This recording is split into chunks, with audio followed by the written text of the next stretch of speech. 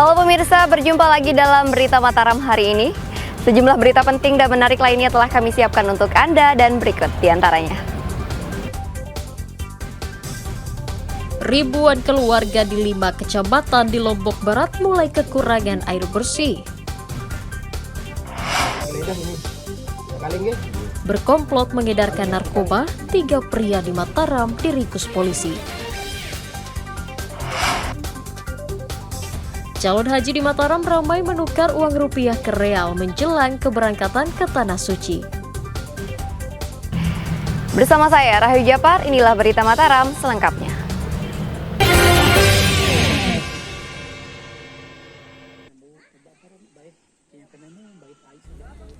Badan Penanggulangan Bencana Daerah mencatat 5 kecamatan di Kabupaten Lombok Barat mulai terdampak krisis air bersih. 5 kecamatan tersebut meliputi Kecamatan Batu Layar, Kuripan, Gerung, Lembar, dan Kecamatan Sekotong.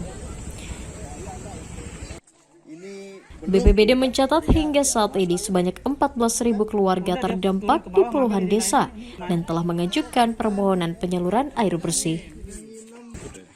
BPBD mempersilahkan warga terdampak kekeringan mengajukan permohonan penyaluran air bersih agar segera mendapatkan bantuan.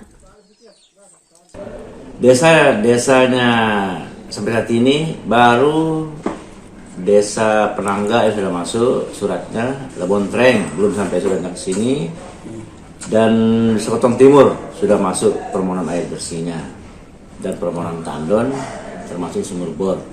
Tapi sampai saat ini kami belum melakukan pendistribusian air bersih karena desa-desa tersebut sampai saat ini suratnya belum kami terima.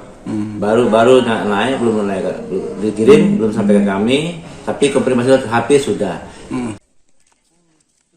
Warga berharap Pemda memperbaiki sumber air embung atau sumur bor yang selama ini menjadi salah satu andalan mencukupi air bersih di desa.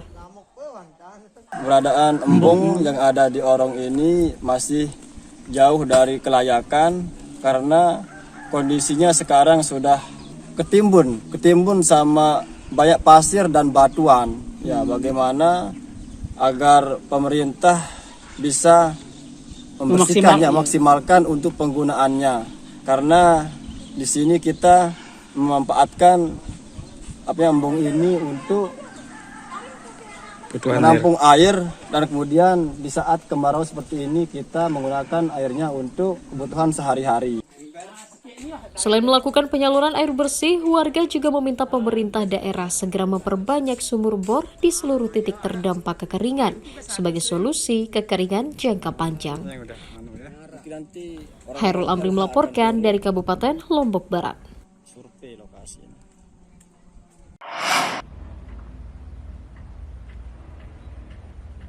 Hektaran lahan pertanian di Desa Puyung, Kecamatan Jogat, Kabupaten Lombok Tengah mengering akibat kemarau. Kekeringan lahan pertanian mulai dirasakan petani sejak 2 bulan terakhir karena terhentinya pasokan air ke desa mereka. Tidak turunnya hujan juga membuat lahan semakin mengering dan tanah menjadi terbelah. Kondisi ini menyebabkan tanaman tidak tumbuh sempurna sehingga lahan seluas 8 hektar dikhawatirkan gagal panen. Yang dulu-dulu tuh tanggal 8. Terus? Nah, sampai tanggal 13. Yang normal dulu lah. Sekarang ini tidak bisa direkeng. Tidak bisa normal ya? Ya. Pak. Ini kan 3 hari ini. Cukup 3 hari. Mati sudah akhirnya. Hilang lagi. Hilang. Proyek jalan terus. Pak, di sini ada berapa luas sawah yang diairi? Yang mana? Yang ini? Ya. 8 hektar sudah nih. Semuanya. Nah, yang kena digarap. Bisa ditanam. Menanggapi hal itu, Pemda mengklaim sudah menyuplai air melalui saluran irigasi ke wilayah terdampak kekeringan. Kemarin kita melawan kekeringan belum.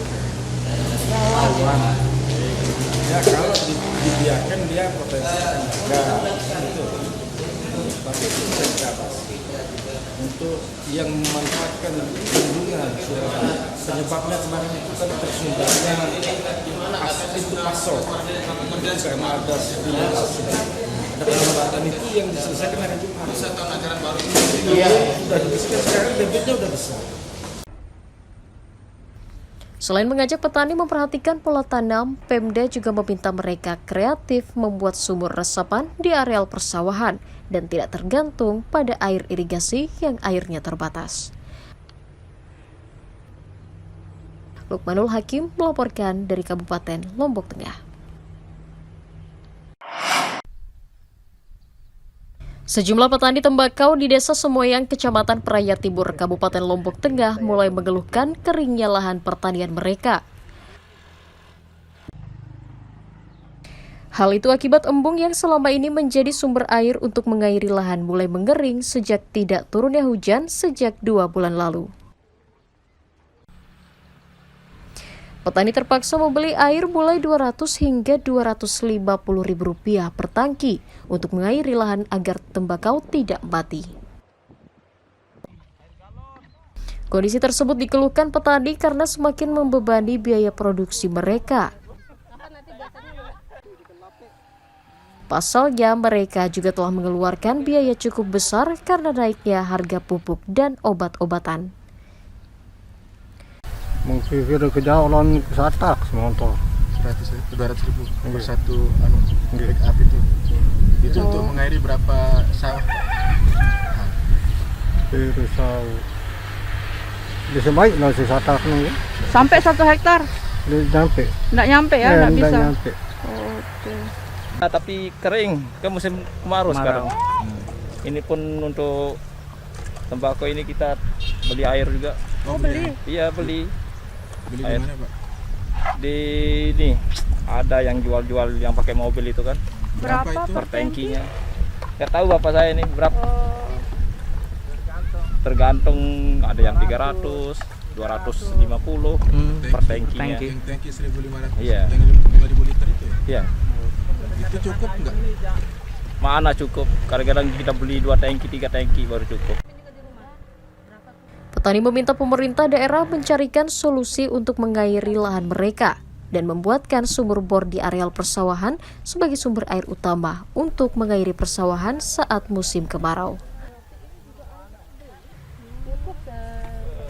Lukmanul Hakim melaporkan dari Kabupaten Lombok Tengah.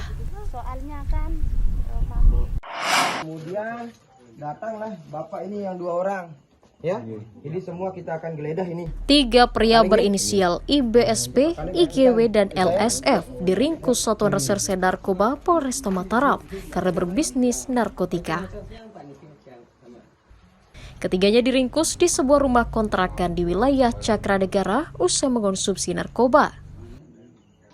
Polisi menyita sabu-sabu seberat 14,58 gram, ponsel, dan alat isap sebagai barang bukti. Para tersangka merupakan mantan polisi yang dipecat karena melanggar aturan dan terlibat kriminalitas. Ketiganya diduga berbisnis narkotika sekaligus menjadi pemakai aktif narkoba.